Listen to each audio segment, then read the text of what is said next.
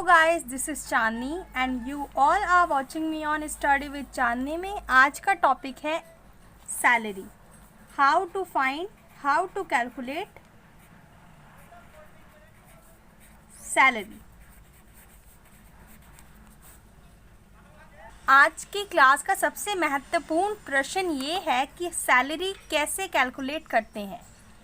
तो basically means क्या होता है सैलरी का, जब कोई एम्प्लॉयर, यहाँ एक एम्प्लॉयर है एंड एक एम्प्लॉई, जब एक एम्प्लॉयर अपने एम्प्लॉय को क्या देता है, कैश, क्या देता है, कैश या फिर काइंड, कैश देगा या फिर काइंड, उस पार्ट को कहते हैं, या वो कैश दे या काइंड दे उसको कहते हैं हम क्या, सैलरी।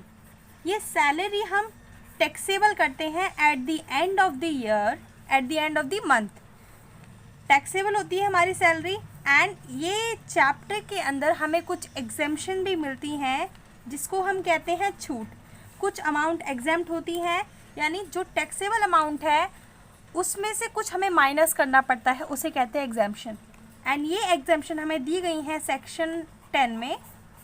ओके, तो सैलरी में ये बेसिक मीनिंग है एकदम, जब कोई एम्प्लॉयर अपने एम्प्लॉय को क्या देता है, कैश या फिर काइंड, उसे कहते हैं सैलरी। एंड सैलरी में be taxable and can be exempt in the section 10। तो देखिए, हम किसी भी चैप्टर को एकदम डिवीजन वे में पढ़ेंगे। जैसे कि हमारा जो सैलरी है, सैलरी के अंदर हमें बहुत सारे टॉपिक पढ़ने पड़ेंगे, जैसे अलाउंस क्या होता है, या फिर परक्यूजिट क्या होता है, एंड रिटायरमेंट बेनिफिट।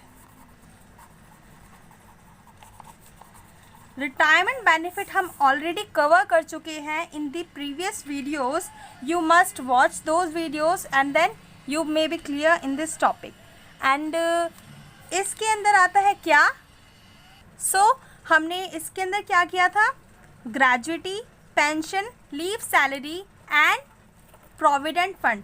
ग्रेजुएटी की 2 वीडियोस, पेंशन की 2 एंड इसकी 3 इसलिए क्योंकि ये बेसिकली मतलब बहुत ही ज़्यादा पूछे जाने वाला सवाल है, इसलिए हमने इसकी 3 वीडियोस बनाई हैं। इसमें कुछ न्यूमेरिकल्स भी हैं जिसे हम क्या कहते हैं, बाहुबली क्वेश्चन, हाँ जी, और इसकी 1 वीडियो। एंड ये सारी वीडियोस आपका रिटायरमेंट बेनिफिट अच्छे से कवर करवा देंगी।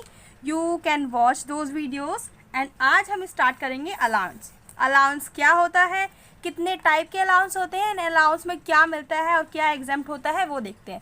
So let get started.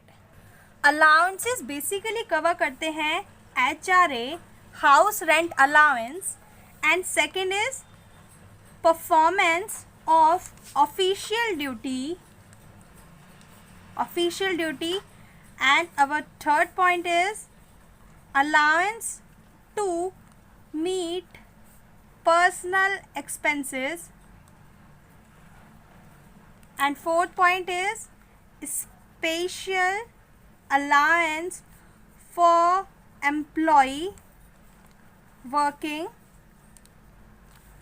in transport system। ये हमारे 4 पॉइंट्स हैं जो हमें इस टॉपिक के अंदर पढ़ने हैं। आज की क्लास में हम HRA को अच्छे से देखेंगे एंड देन फिर हम ये देखेंगे, फिर ये। तो HRA क्या होता है? बेसिकली HRA की फुल फॉर्म होती है हाउस रेंट अलाउंस। सबसे पूछे जाने वाला सवाल ये है कि हाउस रेंट अलाउंस कैसे कैलकुलेट करते हैं, how to calculate HRA। HRA का हम कैलकुलेशन करते हैं कुछ इस तरीके से। HRA is given by employer. ER means employer. HRA given by employer to their employee for reducing, कम करने के लिए क्या, the burden of students. You may write down these things which I prefer. तो ये आपकी बहुत हेल्प करेंगे at the time of examination. You may read those topics, so please write down करते रहिए इन सब चीज़ों को। HRA मीन्स क्या होता है, ये एक ऐसा अमाउंट है जो गिवन कर कौन देता है, एम्प्लॉयर देता है अपने एम्प्लॉय को for reducing their burden of rent, उसके रेंट का बर्डन कम करने के लिए वो उसे प्रोवाइड करता है। HRA इज एग्जेम्प्ट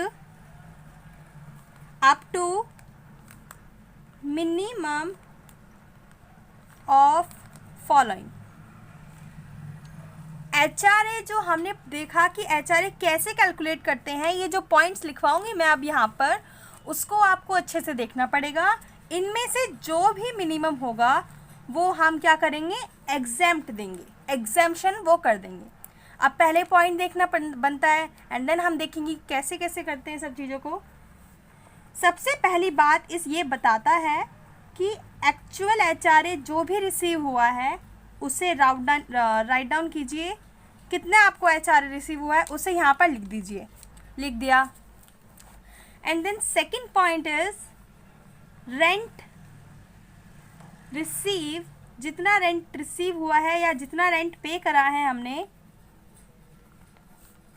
रिसीव तो होगा नहीं, आप हैं तो आप तो पे ही करेंगे, बट जो रिसीव करेगा यानी हम जो देंगे सामने वाली पार्टी को, then the rent is paid by us, paid by you, and 10% of salary जो होगा उसको हम यहाँ लिखेंगे।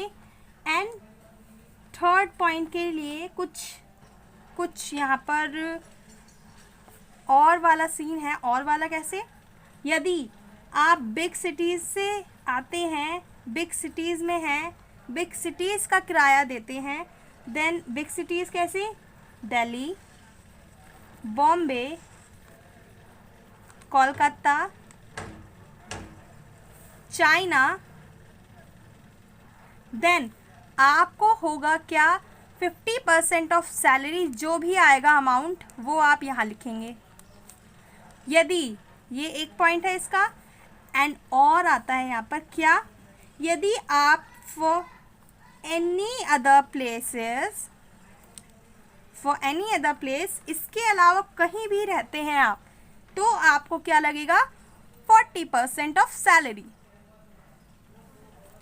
Students you have to write down all this thing, क्योंकि ये बहुत इंपॉर्टेंट बात बता दी है मैंने यहाँ पर। एक्चुअल रिसीव जितना हुआ है वो देखना है, rent paid and 10% of salary, उसको माइनस करके जो आएगा वो यहाँ लिखेंगे। एंड थर्ड पॉइंट इज और वाला सीन है यहाँ पर। और वाला क्या सीन है, दिल्ली, बॉम्बे, कोलकाता, चाइना, अगर आप यहाँ रहते हैं then you have to pay 50% of salary, and you are staying in any other places then you have to pay 40% of salary. तो इनमें से जो भी अमाउंट होगा आपका वो आप यहाँ पर लिखेंगे, जैसे अभी हमने यहाँ लिखा है विच एवर इज़ मिनिमम, जो भी इन तीनों में से मिनिमम होगा वो आपकी बन जाएगी एग्जेम्पशन। यदि आपका ये हुआ देन ये आपका एग्जेम्पशन है, कोई सा भी पॉइंट होगा then it will consider as your exemption. So commonly आप देखिए इस पॉइंट को, यही है आपका HRA। अब आप ये देखेंगे, ये नोटिस कीजिए कि हर जगह आ रहा है 10% of salary, 50% of salary, 40% of salary. Salary तो हम यहाँ निकालने के लिए बैठे हैं, देन ये क्यों हमसे सैलरी बोल रहा है, सैलरी ये बोलता है इस पॉइंट में हमें क्या करेंगे, यदि आपसे बोलता है सैलरी निकालिए, then what you have to do, salary means basic salary plus DA का forming part plus fixed percent of commission. आपका बेसिक पे कितना है, DA का फॉर्मिंग पार्ट, DA मतलब DNS अलाउंस, वो लिखना है, उसका forming part, only forming part, not whole part, and the fixed percent of commission.